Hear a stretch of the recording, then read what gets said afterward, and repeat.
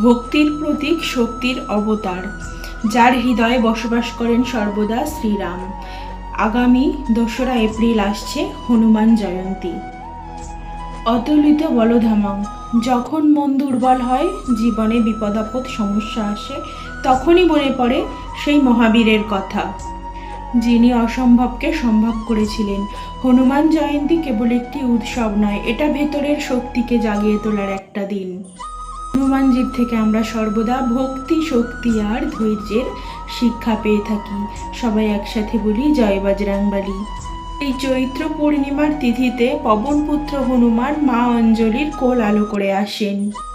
তাকে শিবের একাদশ রুদ্র অবতার বলেও মনে করা হয়। তবে এই দিনে হনুমান চল্লিশা পাঠ করা কিন্তু খুব শুভ। হনুমানজি হলেন ভক্তি, শক্তি আর নিঃস্বার্থ সেবার প্রতীক। রামের প্রতি তার ভক্তি এবং অগাধ বিশ্বাস আমাদেরকে শেখায় কিভাবে অহংকার ত্যাগ করে লক্ষ্যের দিকে এগিয়ে যেতে হয়। তাকে সংকটমোচনও বলা হয়।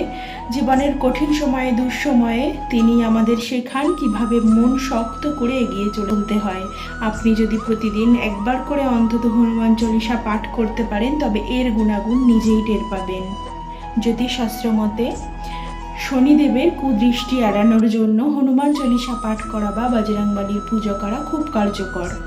কারণ একদা হনুমানজি শনিদেবকে লঙ্কারাজ রাবণের হাত থেকে রক্ষা করেছিলেন, আর শনিদেব তখন কথা দিয়েছিলেন হনুমান দেবকে যে তার ভক্তদের তিনি কখনো বিপদে রাখবেন না। মনে শক্তি, সাহস আর ধৈর্যের সঞ্চার হওয়ার জন্য অবশ্যই হনুমান জয়ন্তী পালন করা উচিত। কে কে পালন করছেন কমেন্ট করে জানান। যারা পূর্ণ উপবাস করতে পারবেন না, তারা ফলমূল কিংবা সাবুদানা খেয়েও উপোস থাকতে পারেন। আর যারা সুস্থ আছেন, পূর্ণ উপবাস করতে পারবেন, তারা সূর্যোদয় থেকে সূর্যাস্ত পর্যন্ত উপবাস থেকে হনুমানজির পুজো করুন। সবাই একসাথে বলুন জয় শ্রীরাম, জয় বজরংবলী।